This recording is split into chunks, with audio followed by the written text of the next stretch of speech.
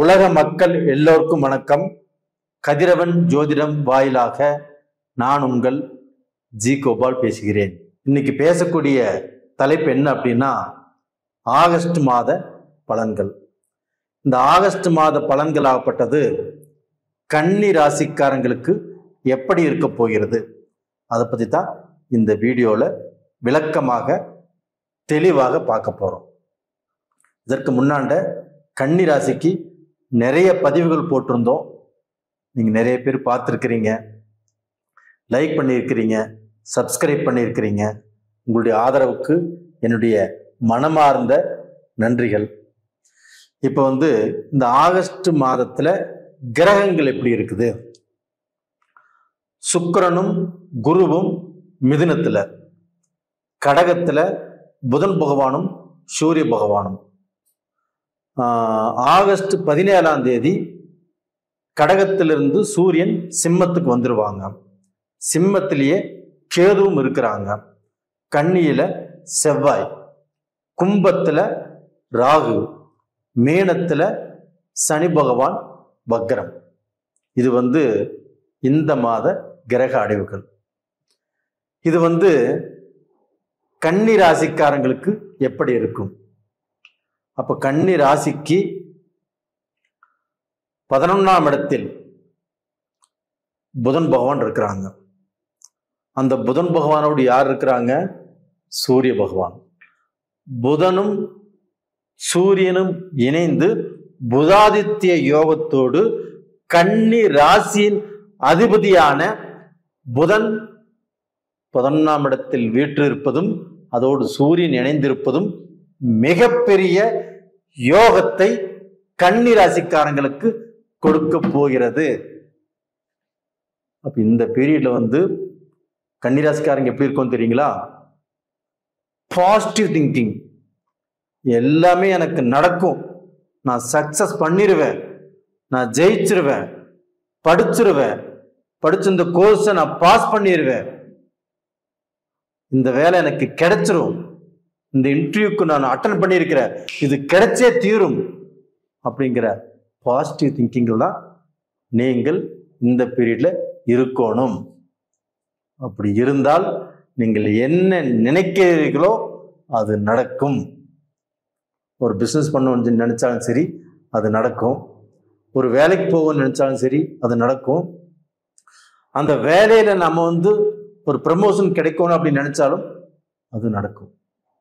அது மட்டும் இல்லைங்க, உங்களுடைய ராசிக்கு 10ஆம் இடத்தில் குருவும் சுக்கிரனும் இணைஞ்சிருக்கிறாங்க. அந்த 10ஆம் இடம் என்பது தொழில் ஸ்தானம். அதுவும் புதனுடைய வீடு தான். அந்த புதனுடைய வீட்டில் தான் அந்த குருவும் சுக்கிரனும் இருக்கிறாங்க. அப்ப பாத்தீங்கன்னா, அந்த சுக்கிர பகவான் ஆகப்பட்டது உங்களுக்கு தனாதிபதி, அந்த குரு பகவான் ஆகப்பட்டது உங்களுக்கு 4ஆம் இடத்து அதிபதி, சுகாதிபதி. அப்ப அங்க 2 பேரும் சேர்ந்து 10ஆம் இடத்துல இருப்பது உங்களுக்கு மிகப்பெரிய யோகம். அப்ப அந்த 10ஆம் இடம் என்பது என்ன? தொழில், பிசினஸ், வியாபாரம். இதுல நீங்கள் என்ன நினைத்தாலும், என்ன முயற்சிகள் பண்ணினாலும், எதை செய்யணும்னு ஆசைப்பட்டாலும் கண்டிப்பாக செய்யலாம். இதை விட ஒரு நல்ல நேரம் எங்கேயும் உங்களுக்கு கிடைக்க போகுது. சுக்கிரனும் குருவும் இணைந்து இருக்கிறார்கள். உங்களுடைய தனாதிபதி சுபகிரகத்தோடு இணைந்திருப்பது ரொம்ப ரொம்ப ஒரு அருமையான பீரியட். அப்ப அந்த குருவும் சுக்கிரனும் இணைந்து உங்களுக்கு உங்களுடைய வாழ்க்கைக்கு வாழ்வதற்கு வழியை காட்டுவார்கள். இங்க கடந்த காலத்துல நமக்கு இது நடக்குமா நடக்காதா அப்படிங்கிற குழப்பத்தில் இருந்தீங்க. ஒருத்தருக்கு பணம் கொடுத்தவங்களுக்கு வராம இருந்துச்சு, கணவன் மனைவிக்குள்ள திருப்தி இல்லாம இருந்துச்சு, ஒரு வேலையில நல்லா உழைச்சிங்க, நல்லா கஷ்டப்பட்டீங்க, அந்த வேலை உங்களுக்கு ப்ரமோஷன் கிடைக்கல, நீங்க எதிர்பார்த்த சம்பளம் கிடைக்கல, அந்த வேலையை விட்டு மாறலாம்னு நினைச்சிங்க, முடியல, அந்த கண்ட்ரி விட்டு வேற கண்ட்ரி போகலான்னு நினைச்சிங்க, அதுவும் நடக்கல. அப்போ வந்து மனசு நொந்து வெந்து அங்கேயே இருக்கிறீங்க.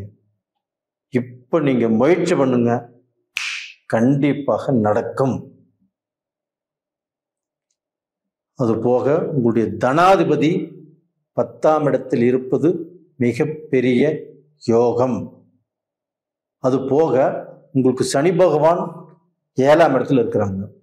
அப்போ அந்த 7ஆம் இடத்துல இருக்கக்கூடிய சனி பகவான் கண்டச்சனி. குடும்ப வாழ்க்கையில பிரச்சனை, கணவன் மனைவிக்கு ஒத்து வராமல் போகும், நல்ல நிம்மதி இருக்காது, சந்தோஷத்தை கெடுக்கும். அதே சனி பகவான் வக்கரமாயிட்டார்னா கண்டிப்பாக கணவன் மனைவியும் ஒற்றுமை, அந்த புரிந்து கொள்ளக்கூடிய தன்மை வேற யார் மூலியமாகவோ நீங்கள் வாழ்க்கையில மீண்டும் ஒன்று சேர போறீங்க. இந்த மாதிரியான வாய்ப்பு உங்களுக்கு இப்போ வந்திருக்குது. அப்போ கணவன் மனைவியும் ஒற்றுமையாக நிம்மதியாக வாழக்கூடிய டைம் வந்தாச்சு. இது போக அந்த குருவும் சுக்கிரனும் தனது 7ஆம் பார்வையாக உங்க ராசிக்கு 4ஆம் இடத்தை பார்க்குறாங்க. அப்போ என்ன ஆகும்? ஒரு பூமி வாங்கலாம், ஒரு வீடு கட்டலாம். அது போக நீங்கள் வெளிநாட்டில் இருக்கிறீங்க வச்சுக்கோங்களேன். இப்போ வந்து மலேசியாலேயோ, சிங்கப்பூர்லேயோ, ஜெர்மன்லேயோ, இல்லை சுவிட்சர்லாந்துலேயோ, ஜப்பான்லேயோ, அதாவது யுஎஸ்ஏலேயோ, கனடாலேயோ, ஆஸ்திரேலியாலேயோ எங்கிருந்தாலும் சரி, அந்த நாட்டில் பிஆர் ஆகும்னு நினைக்கிறீங்க, இல்லை அந்த நாட்டில் ஒரு சொத்து வாங்கும்னு நினைக்கிறீங்க. இதனால் வரைக்கும் தடைப்பட்டுச்சு. இப்போ முயற்சி பண்ணுங்க, கண்டிப்பாக நல்லது நடக்கும். அப்போ நம்ம நினைச்சதெல்லாம் நடக்குதே அப்படிங்கிற திருப்தி கிடைக்கும், சந்தோஷம் கிடைக்கும். ஆனால் இந்த பீரியட்ல உங்களுக்கு இருக்க வேண்டியது பூராமே அந்த பாசிட்டிவ் திங்கிங் தான் இருக்கணும். ஆனால் ஒரே ஒரு மைனஸ் பாயிண்ட் இருக்குது. என்ன மைனஸ் பாயிண்ட் அப்படின்னா, உங்க ராசியிலேயே செவ்வாய் இருக்கிறாங்க. அப்ப அந்த செவ்வாய் வந்து உங்களுக்கு 8ஆம் இடத்துக்குரிய கிரகம், இங்க 3ஆம் இடத்துக்குரிய கிரகம். அந்த செவ்வாய் ராசியில் இருக்கும்போது அடிக்கடி உங்களுக்கு டென்ஷன் ஆகும், கோபம் வரும். சில முக்கியமான முடிவுகள் எடுக்கும்போது டென்ஷனை குழப்பமே தான் முடிவெடுப்பீங்க. அப்போ அந்த முடிவுகளால் பிரச்சனை வரும். அப்போ நல்லது நடப்பதை இந்த கோபமும் இந்த டென்ஷனும் உங்களை தடை பண்ணும். அப்போ இந்த கோபத்தாலேயோ இந்த டென்ஷனாலேயோ நம்மளுக்கு வர வேண்டிய நல்லது தடைபடுவதற்கு இந்த பீரியட்ல உங்களுக்கு வந்து டைம் இருக்குது. அப்போ அதனால் நீங்கள் ஒரு விஷயத்தை பேச போகும்போதோ, ஒரு முடிவெடுக்க போகும்போதோ, ஒரு குடும்பத்தில் ஏதாவது பேசும்போதோ, ஒரு கணவன் மனைவிக்குள்ளே நீங்கள் ஏதாவது பேசிகிட்டு இருக்கும்போதோ இந்த செவ்வாயால் ஏதாவது சில தடைகள் வரும். அப்படி இல்லைன்னா ரிலேஷன் மூலியமாகவே, இப்போ ஒரு அண்ணன் தம்பி, ஒரு அக்கா தங்கச்சி, இல்லை சித்தப்பா பெரியப்பா, இல்லை அத்தைமார்கள், இவங்ககிட்ட பேசும்போதும் இந்த பேச்சால் ஏதாவது பிரச்சனை வரக்கூடிய அளவுக்கு வாய்ப்புகள் இருக்கிறது. அப்படி இல்லைன்னா இந்த பீரியட்ல உங்களுக்கு வந்து ஒரு மிகப்பெரிய சந்தோஷம் நடக்க போகிறது. அதாவது பிரிந்த உறவுகள், இவங்க மூஞ்சிலேயே முழிக்கக்கூடாது, இவங்க வீட்டுக்கே போகக்கூடாது அப்படின்னு நீங்கள் நினச்சிருப்பீங்க. அது அண்ணன் தம்பியா இருக்கலாம், அக்கா தங்கச்சியா இருக்கலாம், அத்தையா இருக்கலாம், மாமாவாக இருக்கலாம், சித்தப்பா பெரியப்பாவாக இருக்கலாம். அவங்க அந்த உறவுகள் உங்களோட வந்து சேரப்போகிறது.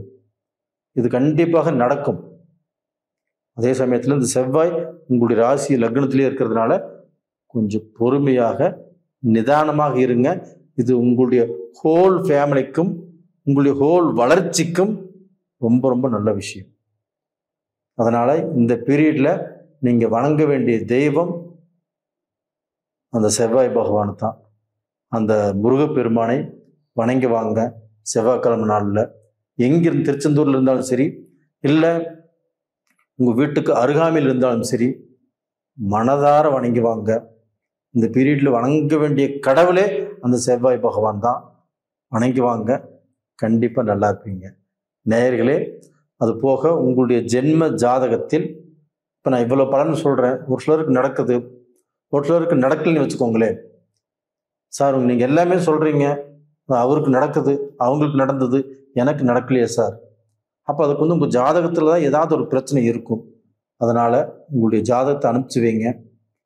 தசை என்ன புத்தி என்ன எல்லாம் கணக்கு போட்டு உங்களுக்கு என்ன பலன், எது செய்யணும் எது செய்யக்கூடாது அப்படிங்கிறத நான் சொல்கிறேன்.